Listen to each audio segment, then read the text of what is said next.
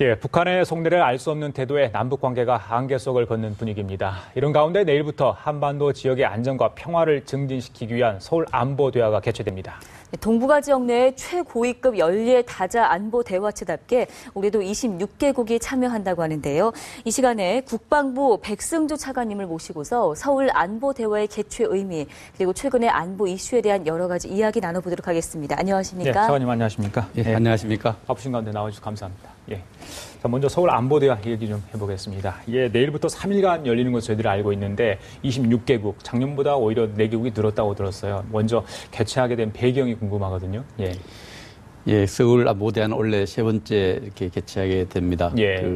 우리가 흔히 아시아 파라독스라 이렇게 얘기하는데 아시아 동북아시아 국가들의 어떤 경제적 측면에서 상호 의존성이 증가되고 있는데 여러 가지 그 정치 군사적으로는 불신이 굉장히 골이 깊어가는 측면도 있고 하나의 그 역설적인 부분이 있어서 아시아 특히 동북아 지역의 어떤 국가 간의 평화 협력 이것을 국방 당국자들이 모여서 서로 의견을 교환하는 다자회담이 열리는 데 큰 의미가 있다고 하겠습니다. 네. 예.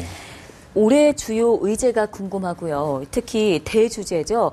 갈등에서 협력으로 아태 지역 국가 간의 신뢰 구축, 이 부분이 어떤 면에서 중요하다고 생각하시는지 한 말씀 부탁드리겠습니다. 예, 앞서 설명을 드렸습니다만은 갈등에서 협력으로라는 이 큰 주제를 놓고 CBM 군사 신뢰 구축을 얘기합니다. 우리가 하나 신뢰 구축을 얘기할 때 신뢰 구축이 하나의 단계적으로 설정하고 있는 것이 첫째 정치적으로 신뢰 구축이 만들어지고 그것이 하나의 군사적 신뢰 구축으로 가고 장기적으로는 하나의 그 군비 경쟁을 좀 완화시키는 조치들, 군비 통제 조치들로 이어지는데, 아시아 국가들, 특히 동북아시아 국가들 간의 어떤, 지금 굉장히 냉전적 어떤, 그 유산이 남아있어가지고, 또 역사적인 어떤 상처들이 남아있어서 서로 불신이 굉장히 골이 깊어가고 있지 않습니까? 그 불신의 골 속에서 상당히 그 군비 경쟁도 강화되는 이런 부분도 있고, 그런 측면에서 무엇보다도 신뢰 구축이 중요하다.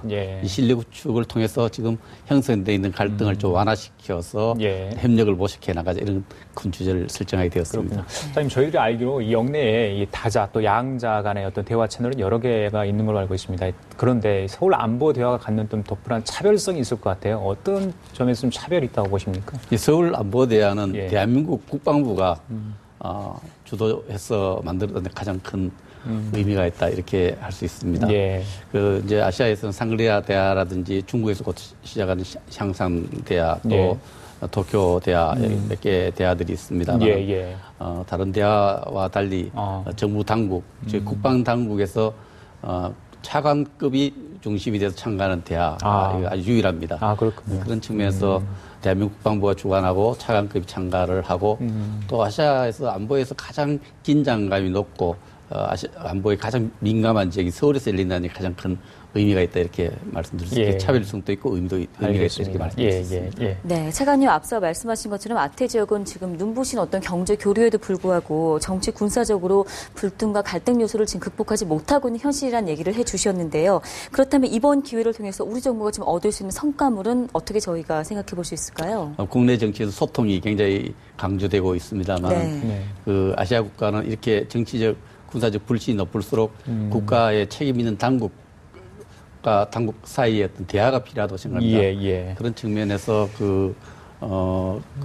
특히 대화가 좀 어려운 대화하기 보수적인 여러 가지 그 수행하는 직무상 전쟁을 준비하는 조직인 국방 당국에서 당국자들이 나와서 서로 대화를 해서 그 아시아 각 전체에 대한 인식, 세계 정치에 대한 인식, 각국의 국방 정책, 안보 정책에 대한 생각을 교환할 수 있는 그 자체가 국가 지도자 간의 소통이 좀 진행되면은 공감이 만들어지고 한 공감대가 형성되어서 장기적으로는 아시아의 어떤 평화를 보장할 수 있는 좀 담보할 수 있는 다자 안보 메커니즘으로 발전할 수 있는 하나의 모멘텀을 다시 확인하고 강화할 수 있다. 이런 점에서 큰 의미가 있다. 이렇게 기대해 볼 수 있겠습니다. 알겠습니다. 특히 이번에는 지난해 달린 이제 중국이 10명의 대표단을 참가시키고 또 처음인가요, 일본 중국이 처음 참가하고 또 일본 대표단이 오고 그런 측면에서 이런 양자 대화가 진행되고 다자 대화가 진행되면 그런 모멘텀이 만들어질 수 있다고 볼 수 있습니다. 그러네요. 알겠습니다. 좀 만족할 만한 성과 있었으면 좋겠네요.